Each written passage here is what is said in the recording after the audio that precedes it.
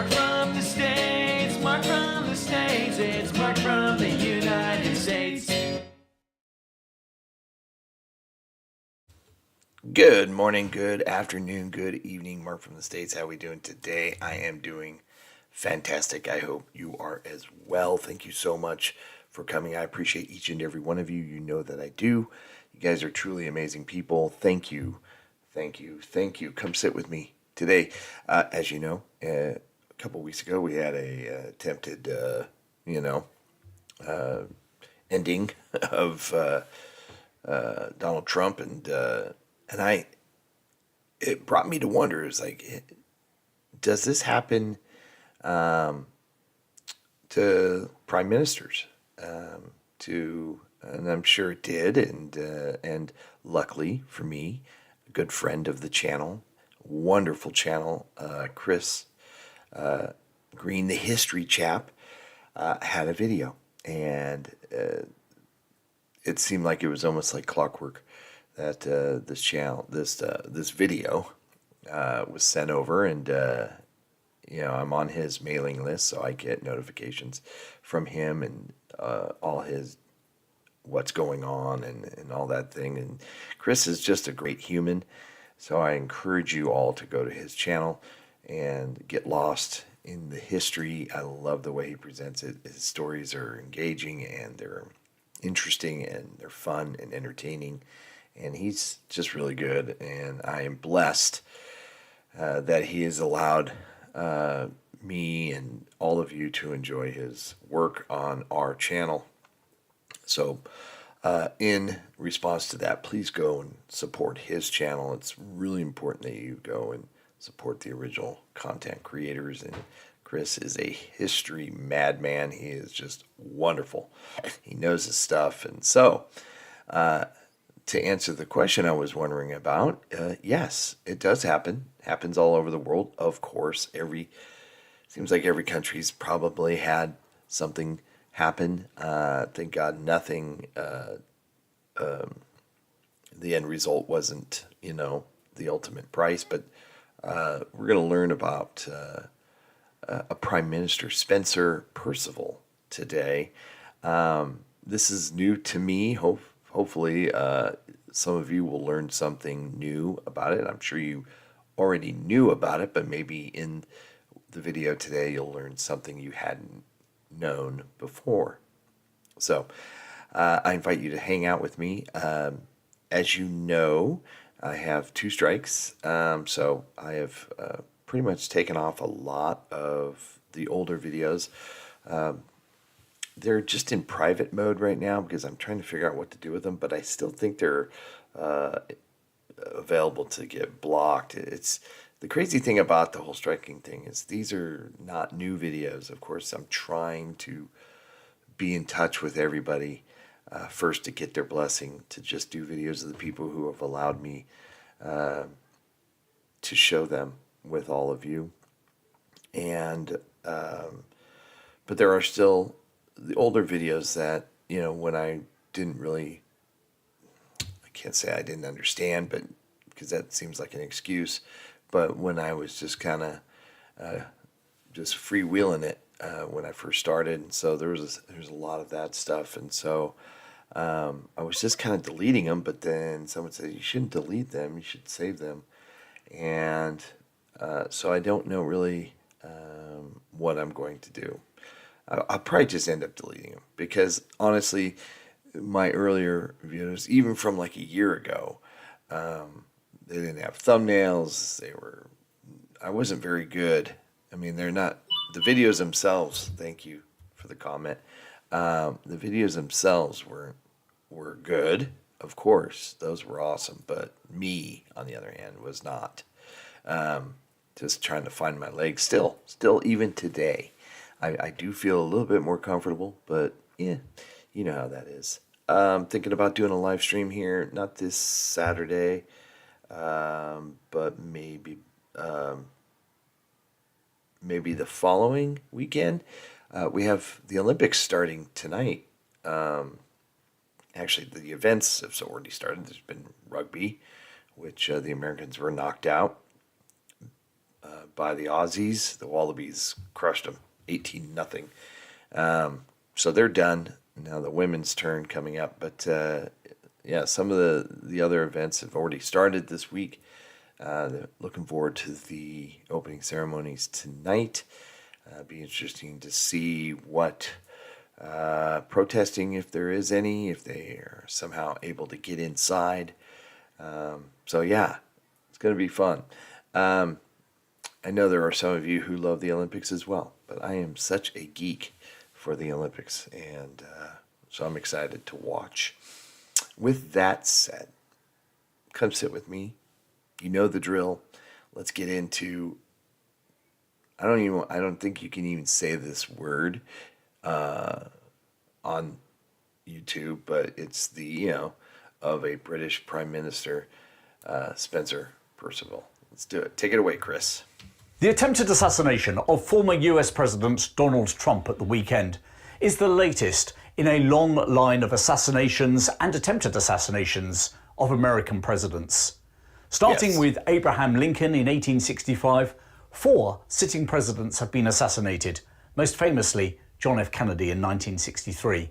Not to mention Ronald Reagan's close shave with death in 1981. In light of recent events, Tom, a member of my supporters club, got in touch to ask if any British prime ministers have ever been assassinated. Well, apparently Tom and I have the same thought process because I was thinking the same thing after what had happened, for sure. The answer, Tom, is just one. Way back in 1812. On the 11th of May that year, Spencer Perceval was shot dead in the lobby of the House of Commons. This is the story of that largely forgotten moment in British history. In the House of Commons, even. That's crazy. So I'm sure a lot of you do know this, obviously, because it's the one. I mean, I remember you learn about the 4 American presidents and the attempted ones of the ones, that weren't successful. But this is just one time. That's amazing. That's awesome. Knowing that it would only happen once, it's great. But the fact that in the House of Commons, it would be like having the president, in Congress, in the Capitol building. That would be just wild. My goodness. Tory Prime Minister Spencer Perceval was born in 1762. Tory. The second son from a second marriage of an Anglo-Irish peer.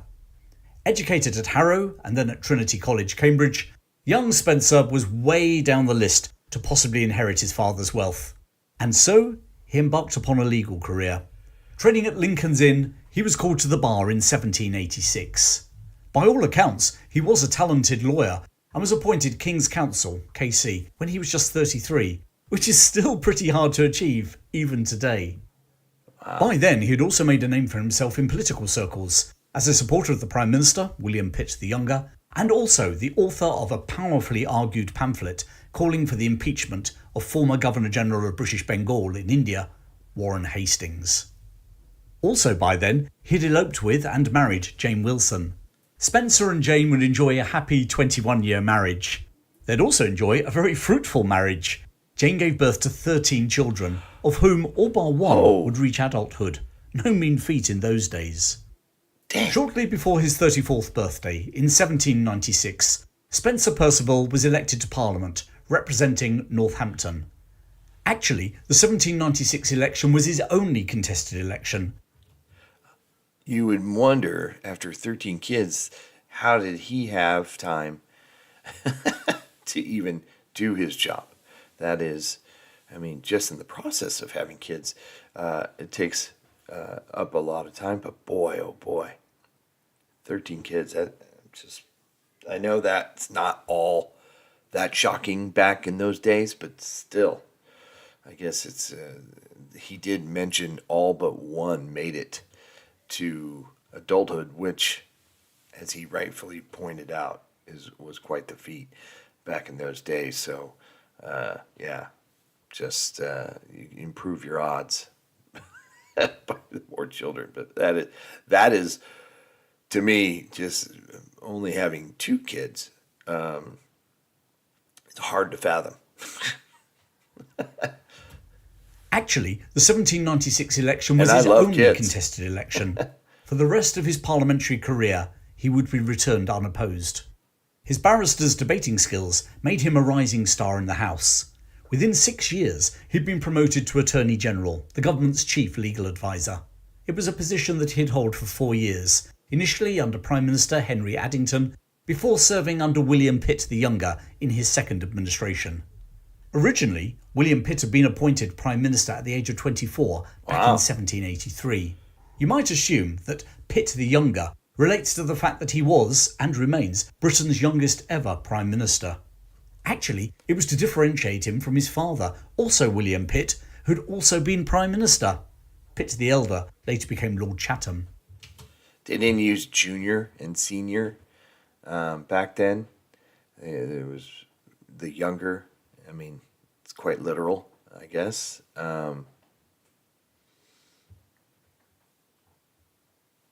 Was that even a thing to give someone that sort of, call William Pitt Senior or William Pitt Junior? I guess that maybe wasn't a thing. William Pitt the Younger's second term as Prime Minister was a brief tenure, lasting from 1804 to 1806. When in 1806 Pitt died, aged just 56, Perceval refused to serve in a new government, as it included his arch-enemy, the radical James Fox. Instead, he led the Pitt-supporting Tory MPs in opposition. As the de facto leader of the opposition, Perceval was called upon to use his legal skills to defend the estranged wife of the Prince of Wales. Princess Caroline's marriage to George, Prince of Wales, later King George IV, had always been a loveless relationship, and that's one of the kinder descriptions. The couple lived apart, and in 1806 Prince George accused the princess of conceiving an illegitimate child, in the hope of getting a divorce. Oh boy. Through his investigation and defence, Perceval successfully argued that the boy had merely been adopted by the princess, who seemed to find in children the love that was denied to her by her husband. Ooh. The story of that tempestuous marriage is told in one of my other YouTube videos, all about George's completely anarchic coronation in 1821, when he actually hired bare-knuckle fighters to prevent Caroline getting into Westminster Abbey for the coronation service. It really is worth a listen, and I'll post a link in the description. Anyway, I'm running away into the future. Let's get back to Spencer Perceval. The year after his successful defence of Princess Caroline, a new Tory government was formed under the Duke of Portland in 1807. Despite arguing that he had no knowledge of finance, Perceval was appointed Chancellor of the Exchequer. For the non-Brits, that's the equivalent of Finance Minister. As Chancellor, he was responsible for pushing the Orders in Council through Parliament. The Orders in Council restricted trade between neutral nations and Britain's enemy at the time, Napoleonic France. He also gave enthusiastic support to the abolition of the Slave Trade Act, which I mentioned in my recent episode about the Royal Navy's West Africa Squadron. After just 2 years, Portland resigned following a stroke. As ever in politics, there was an unedifying sight of all the senior government ministers jockeying for position, trying to get the top job. This also brought several feuds within the Tories to the surface, not least between future Prime Minister George Canning and the future Foreign Secretary Lord Castlereagh. In the end, the cabinet backed Perceval as the compromise candidate. On the 4th of October 1809, he kissed King George III's hand and was appointed Prime Minister. It was a post he would hold for the next 2.5 years, and for the whole of that period, he also continued as Chancellor of the Exchequer. As Prime Minister, Perceval had his work cut out, not least having to work with his old enemy, Prince George, to establish the regency, whilst the king was, to use the term of the time, mad. Despite their differences and George's support for the opposition, he kept Perceval as Prime Minister. The Napoleonic War was also keeping him busy. It's to Perceval's credit that despite calls in Parliament for a complete withdrawal, he continued to support Sir Arthur Wellesley's campaign in the Peninsular War. Perceval also managed to do so without raising taxes. Domestically, the Orders in Council, while sanctioning France, were also having a negative effect on Britain's trade. And that was leading to hardship, not least in the working class. And lastly, those same Orders in Council, which he had helped steer through Parliament, had now brought Britain and the USA to the brink of war. Following riots in Manchester, Perceval agreed to a House of Commons inquiry into the operation of the orders. On the 11th of May 1812, he entered the lobby of the House of Commons on his way to the inquiry. As he made his way across the lobby, a man stepped forward, drew a pistol from the pocket inside his coat and fired at him. His name was John Bellingham. In his early 40s, Bellingham was a disgruntled merchant from Liverpool. Some years before, whilst working in Russia, he had been imprisoned by the authorities, who claimed that he was liable for a debt of a colleague. Appealing to the British ambassador for help, he was told the British would not intervene in a civil matter. He was on his own. So now he's bitter. Stuck in a prison in the port of Archangel, north of the Arctic Circle, for almost a year. Jeez. When he was released, rather than heading back to Britain, he instead travelled to the Russian capital of St. Petersburg. And there, he laid charges against the Russian authorities for false imprisonment. The outraged Russian government now imprisoned him for 3 years. Finally released in 1808, this time he did return home and demanded compensation from the British government for failing to represent him properly. His petitions, however, had all been politely turned down. And there matters rested, but only for a while. John Bellingham was a man on a mission. In December 1811, he returned to London from Liverpool and once more took up his campaign for compensation. He appealed to the Prince Regent and then wrote to every member of Parliament, but to no avail. On the 18th of April 1812, he met a Treasury official, Mr. Hill, and informed him that if the situation wasn't resolved, he would take matters into his own hands. You know, nowadays, this guy would have been put on a watch list. You know, and they say, this guy, you got to keep an eye on him. Yeah, he was bitter, obviously. Felt like his government didn't have him. He didn't help his cause a lot. Obviously, he certainly made some poor choices. But, yeah, nowadays, he would not even be allowed in Parliament, right? Or even near it. Crazy. He just walked right in. With a gun, no less. Him that if the situation wasn't resolved, he would take matters into his own hands. Not realising the potency of the threat, Right. Mr. Hill told him to take whatever action he chose, but Oh, there jeez. would be no compensation. 2 days later, Bellingham purchased 2 pistols from a gunsmith and had a tailor sew a large pocket inside his coat. Oh my gosh. On the 11th of May 1812, he made his way to Parliament and hung around in the lobby. He didn't arouse any suspicion, as he'd been there many times before, lobbying anyone who cared to listen, and those who didn't, for compensation. Meanwhile, the inquiry into the operation of the orders in council had begun at 4:30. An opposition, Whig MP, demanded that Perceval should be present, and a message was sent to the Prime Minister requesting his attendance. At 5:15 p.m, he entered the lobby of the House of Commons. He walked towards the room hosting the inquiry. Bellingham suddenly stepped in front of him, pulled a pistol from that specially made inside pocket of his coat, and shot Spencer Perceval in the chest. The Prime Minister was carried to an adjoining room, but by the time a doctor arrived shortly afterwards, he was pronounced dead. Meanwhile, Bellingham calmly sat in the lobby during the ensuing pandemonium. As someone present later said, had he walked out, no one would have stopped him. Oh my God. So, did he know the Prime Minister was going to be there? It sounded like Wick had requested his presence. He'd been there every day, never saw him, I'm sure. And maybe Chris was going to tell me, I don't know, but it almost was like an opportunity by chance here. Crazy. Wild to think that he actually had a pocket made to hold the pistol. I don't know if that was common back then, but as someone who was, as a tailor requested, hey, make this pocket so I can put my pistol in there. I don't know if that's what he said, but pretty wild. As it was, sitting there in the lobby, somebody did point him out, and Bellingham was arrested. And then he could have just left. Announcing that he'd rectified a denial of justice from the government, he was taken into custody. News of the assassination quickly spread and provoked a mixed reaction. The authorities feared it might be the start of a revolution, whilst many workers saw it as a blow for freedom. As Bellingham was bundled into a carriage, many cheered and tried to shake his hand. Indeed, the authorities feared that the carriage would be mobbed and Bellingham released. And so they... Funny, haha. Not funny, like laugh out loud funny, but just like, oh, man, it's funny because things are kind of like that today.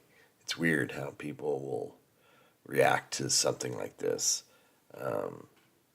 Similar, you know, pretty wild. Politics is just awful. They rushed him back into the Houses of Parliament. Finally, it required a military escort to clear the route to Newgate Prison. 4 days later, he went on trial for his life at the Old Bailey. His serene nature and full expectation that he would be acquitted convinced some that Bellingham was insane. Yeah. However, the judge ruled that the accused assassin was completely sane and therefore able to stand trial. Conducting his own defence, Bellingham thanked the judge for stating that he wasn't insane and then proceeded to lay out his case of, as he saw it, injustice. In a whistle-stop trial, later that day the jury took just 15 minutes to find him guilty. Dang. On the 18th of May, just 1 week after the assassination, John Bellingham was hanged outside Newgate Prison. A crowd in the thousands turned up, and troops were stationed to prevent any rescue attempt. Just before 8 a.m, Bellingham came out of the prison and mounted the scaffold. There he was blindfolded, the noose placed around his neck and tightened, and then on the stroke of 8 o'clock, the trapdoor was released and he dropped to his death. Spencer Perceval was buried in a private service at St Luke's Church, Charlton, South East London. The pallbearers included the Home Secretary, the Lord High Chancellor of England, a previous Foreign Secretary, and his successor as Prime Minister, Lord Liverpool. On the 23rd of June, the Orders in Council were repealed, but by then, the USA had declared war on Great Britain. Overshadow.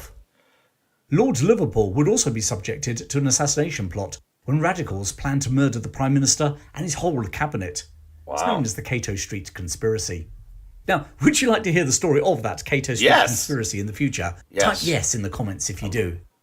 Perceval was survived by his wife Jane and 12 children, ranging from 3 to 20 years of age. My God. He left an estate of not much more than £100, about £10,000 in today's money. Wow. Parliament made a grant to his children and voted to provide an annuity for Jane for the rest of her life. That's good. She was to remarry, but would be widowed again in the early 1820s. Jane died in 1844, aged 74, and was buried next to Perceval. It's pretty Political good. assassinations are thankfully pretty rare in Britain. Since Spencer Perceval, only 8 other members of Parliament have been murdered. Most recently, David Amess in 2021. There have been several plots. Wait a minute. Okay, I think some of you had mentioned this to me. Yeah, not Prime Minister, but Parliament members have been murdered. And there was this fella pretty recently, 2021. That's crazy. Might need to get into that to find out really what happened there. Plots to assassinate prime ministers, including Lloyd George during the First World War and Theresa May in 2017. And of course the IRA famously tried to assassinate Margaret Thatcher during the Conservative Party conference at Brighton in 1984. The IRA also tried to fire a mortar at 10 Downing Street when John Major was chairing a cabinet meeting 7 years later. And there have been persistent rumours that some members of the security forces were hatching some sort of plan to oust Harold Wilson, although hard evidence is pretty scarce, especially after former spy Peter Wright backtracked on his claims in a TV interview in 1988. But to this day, Spencer Perceval remains the only British Prime Minister to have been assassinated. Let's hope it remains that way. Absolutely. If you enjoy my stories and would like to explore more forgotten tales from British history, then please join my supporters club, where, for the price of a coffee a week, you will get access to regular live shows and discussions. These give us an opportunity to look at niche topics that a lot of casual viewers aren't interested in, and neither is the famous YouTube algorithm. But if you are, check it out. There's a link in the description below. And why not have a laugh watching my bonkers video about George IV's coronation? Or alternatively, how about the Royal Navy's fight against slavery in the 19th century? There's a links appearing, well, about now. Plenty more videos coming your way soon, including Robert Clive of India, and actor Christopher Lee's World War II service. But until then, thanks for joining me today. Keep well, and I'll see you again very soon. Thank you, Chris. You're so awesome, dude. Go support his channel. Please, please, please. Whoops, sorry for that. Really important that you do so. That's a crazy story. I mean, like any other stuff like that, it always seems to like falling through the cracks of, oh, we probably could have seen this coming and stopped it.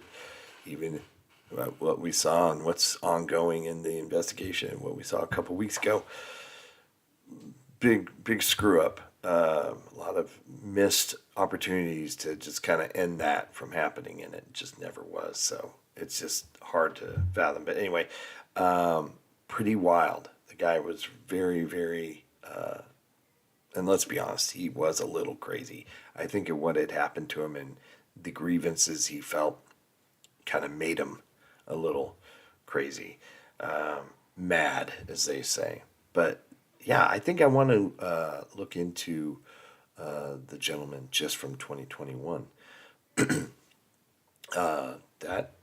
That's really recent. So yeah, that's wild. Great video. Go support Chris over at History Chap. Link to the video and to his channel, of course, will be in the description. I want to just thank all of you. I know sometimes I make political statements, and I try not to because I don't want this channel to be political, but sometimes my stupid head allows such things to come out, and I apologize whether you agree with what I said or disagree, and that's fine. I apologize because this is not what I want our channel to be. We can certainly, if you want to talk politics, and we can certainly do that on a different platform or something. Maybe we could have a live stream and just talk about it. Or yeah, you can certainly, in a live stream, you can totally ask me about it. And that's where I should keep. I shouldn't. It's not, I love all people, regardless of what you think. And I shouldn't, just sometimes I just am flabbergasted by the things I see. And, you know, it is what it is. So, again, I apologize. Yeah, the YouTube algorithm, probably not going to be, since this is the topic that we're talking about, probably won't go out. Luckily, again, this isn't my career, so I'm just doing it to hang out with all of you, my friends, and learn, you know, about the UK, about its history, about its cultures, and just see cool things and hang out with all of you. So that's the difference with me. I've noticed I was on my way to 10,000 subscribers, which I thought, wow, that's cool. Never thought that could happen. And I was just cruising. All of a sudden, it just stopped. And now it's going backwards. So now I'm on my way back down to 9,000. So weird how that works in the YouTube algorithm thing. So